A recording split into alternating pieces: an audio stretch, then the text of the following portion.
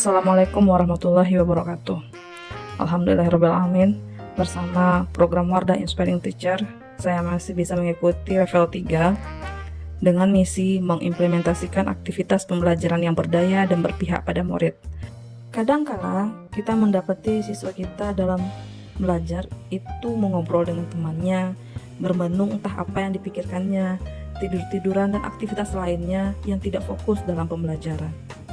Untuk mengatasi hal tersebut, hendaknya sebagai guru kita menerapkan pembelajaran yang berdiferensiasi. Karena apa? Seperti yang kita tahu bahwa setiap anak itu unik, setiap anak memiliki kemampuan yang berbeda-beda, proses penerimaan belajar yang berbeda-beda. Jadi, kita sebagai guru hendaknya memberikan porsi sesuai dengan kebutuhan siswa tersebut. Tujuan pembelajaran berdiferensiasi ini adalah untuk memastikan setiap siswa dapat mencapai potensi maksimalnya dan merasa termotivasi dalam proses belajar. Pembelajaran berdiferensiasi juga bertujuan untuk menciptakan pembelajaran yang sesuai dengan karakteristik atau keunikan murid, membantu memenuhi kebutuhan bakat dan minat setiap murid, mengembangkan keterampilan sosial, emosional, dan keterampilan hidup yang penting. Di pembelajaran sebelumnya, saya telah membagi 3 kelompok siswa, yaitu berdasarkan minat dan bakatnya serta cara belajar mereka. Ada beberapa dari mereka yang suka atau gemar membaca, ada dari beberapa mereka yang gemar menonton, dan ada dari beberapa mereka yang gemar melakukan tindakan kinestetik atau melalui gambar. Materi kali ini yang akan dipelajari adalah mengenai bentuk dan kedaulatan negara pada mata pelajaran Pendidikan Pancasila di kelas 8. Pendidikan yang berpihak pada murid menjadi sebuah pendekatan yang sangat penting. Pendidikan yang berpihak pada murid menempatkan murid sebagai pusat perhatian utama dan guru sebagai fasilitator dalam pembelajaran. Oke, sekarang kalian sudah duduk berkelompok. Jadi Ibu ingin membagikan lembar tugas yang akan kalian kerjakan, bahwa kelompok yang ini adalah kelompok yang suka kinestetik ya. Ini Ibu bagikan bentuk gambar. Nanti kalian analisis gambar ini seperti apa. Ada pertanyaannya di belakang. Jadi kalian kerjakan itu. Dan ini Ibu kasih pegangan buku 3 buah. Oke, lanjut kelompok ini Ibu minta untuk membaca.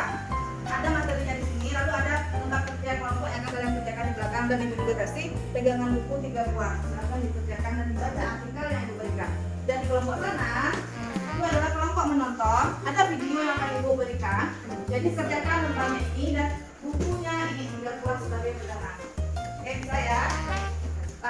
Menurut Ki Hajar Dewantara, pendidikan yang berpihak pada murid harus melibatkan murid secara aktif dalam proses pembelajaran. Ia percaya bahwa setiap anak memiliki potensi yang unik yang harus ditemukan, dikembangkan, dan diperhatikan dalam pendidikan.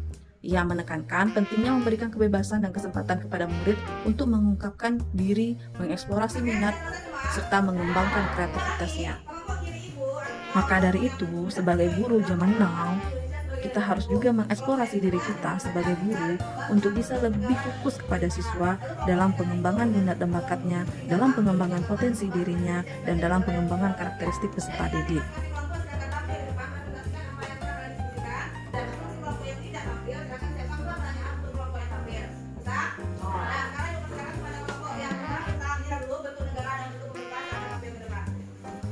Assalamualaikum warahmatullahi wabarakatuh.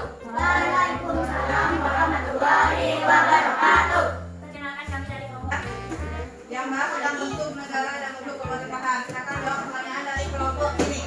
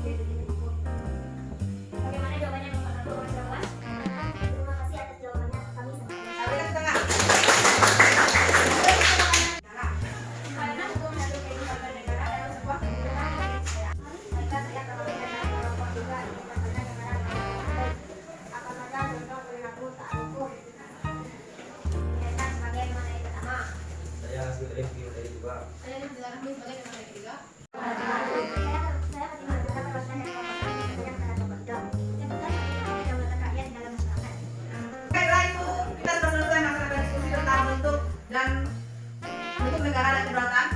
Kita sudah selesaikan dari kelompok yang cenderung kepada video, lalu kelompok yang cenderung kepada membaca, dan kelompok yang cenderung kepada kinestetik. Dari beberapa kelompok yang dapat disimpulkan karena sudah sedikit memahami dari apa yang ditampilkan. Tapi ingin berikan penguatan sebelum kita asesmen formatif. Yang pertama tadi mengenai bentuk negara Indonesia adalah bentuknya kesatuan, lalu bentuk pemerintah Indonesia adalah republik. Walaupun berbagai macam bentuk pemerintah di negara di dunia, tapi kita memakai bentuk negara kesatuan dan republik sesuai dengan pasal 1 ayat 2 yang menyatakan bahwa Indonesia adalah berbentuk negara kesatuan yang berbentuk republik. Itu yang pertama. Yang kedua adalah tentang negara Indonesia sebagai negara hukum.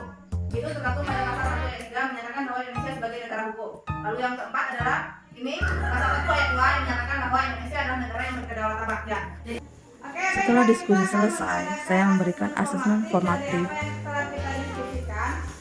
untuk mengukur seberapa paham mereka terhadap materi yang kita pelajari hari ini. Asesmen formatif ini adalah penilaian yang dilakukan untuk memantau dan memperbaiki proses pembelajaran serta mengevaluasi pencapaian tujuan pembelajaran. Asesmen ini dapat dilakukan di awal, pertengahan, dan akhir atau sepanjang proses pembelajaran. Melalui asesmen formatif ini, saya dapat mengetahui mana siswa yang butuh bimbingan terhadap materi pembelajaran dan mana yang sudah mantap terhadap materi pembelajaran.